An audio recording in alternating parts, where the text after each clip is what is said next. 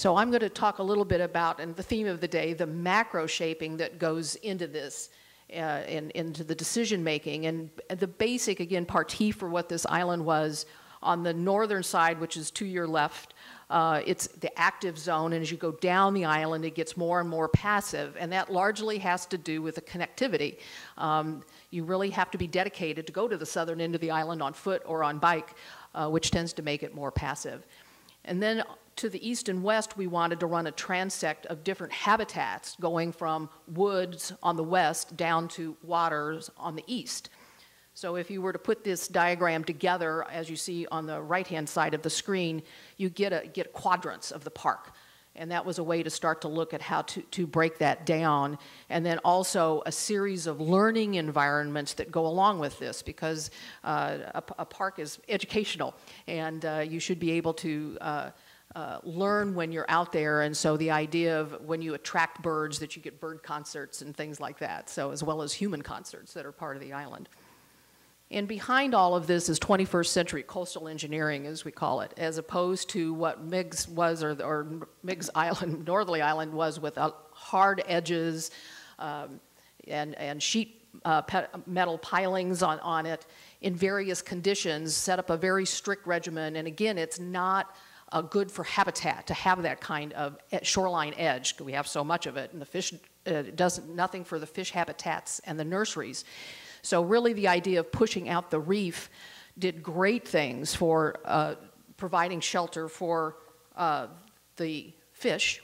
And this goes to the experts that we had to pull upon. So there were many volunteer people with expertise, such as the gentleman who runs the urban fisheries program for the Chicago Park District. And I got a lesson in fish like I couldn't believe.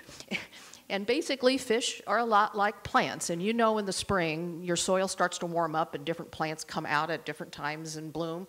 Well, the fish are the same way. As the water warms up, different fish come in and spawn and have their little ones. And the little ones want to grow up to be big ones. That's the idea. And they don't have a place where they can be protected.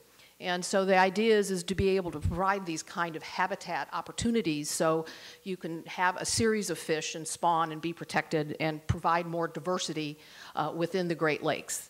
So that's the aquatic ecology piece of this, which is so important. And so basically this is kind of like sculpting. You just have to get your big hand in there and start pulling dirt out in order to shape the bottom. So you're dealing with the bathymetry, the bottom of the lake, and what you can do to that to create these different zones in order to provide for different size fish, because not all fish swim at the same elevation. Some like it deeper, some like it shallower. So we needed to be able to provide that rich diversity that was so important. And the terrestrial ecologies, likewise, were very, very important. I mean, that island right now, by and large, is flat as a pancake. And we wanted to be able to shape that. So again, not only are we shaping the lake bottom, we want to shape the island itself.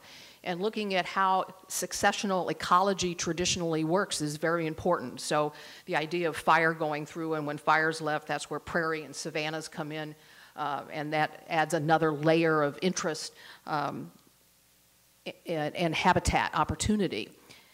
We were also very concerned because we knew that Chicago has an ongoing problem with bird strikes, and I would tell you, if there's one organized group that's really very involved in all the public meetings and very vocal, is the bird interests, the birders.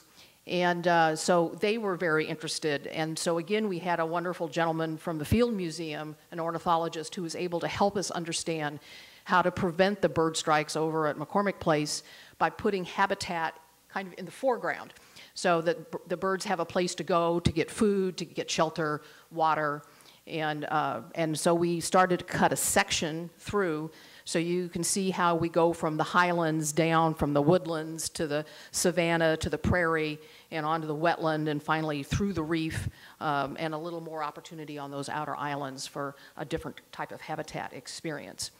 And we all know that the lake goes up and down over time, and we are at a historic low point for our lake water.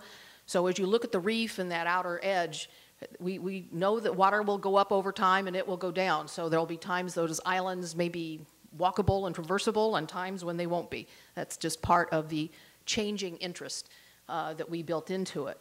So much like we had to shape the land below the water for the fish, we have to shape the land above so that it can accommodate all these habitats, and the habitats could be successful. So again, when we cut a section through, all of this starts to work together so that you get both the terrestrial ecologies working together with the birds as well as the aquatic ecologies. And then it was time to figure out what kind of plants, now that we've shaped the environments for them, the woodlands and so on, what type of plant materials would go in those areas and be successful. So you start to get a rich mixture of plant material opportunities throughout the whole island. And also, now it was time to put the people on the island. We got the aquatics taken care of, we got the plant material taken care of. What's the circulation, providing for a diverse population of whether you're biking, whether you have a paved path or a soft path, and different ways to circulate around the island. And then the number of recreational activities that go along with that. So, and where those occur, because everybody kind of likes something happening at a reasonable rate of walking distance. So there's not a lot of boring things that would be happening. So we have everything from urban camping that's planned for out there, out on the southern end of the island, to much more active types of activities on the northern end of the island, including a new amphitheater, because that was another thing that went up when the airport was closed, was the amphitheater on the island at the time. I think it was 5,000 people for the first one that opened.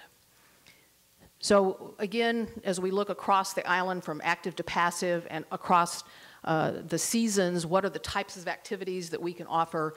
And so that's how we started to frame up those kind of very activities that we want to happen there. So I'm going to turn it over to Claire now, because we've done the master strokes in shaping to the micro view.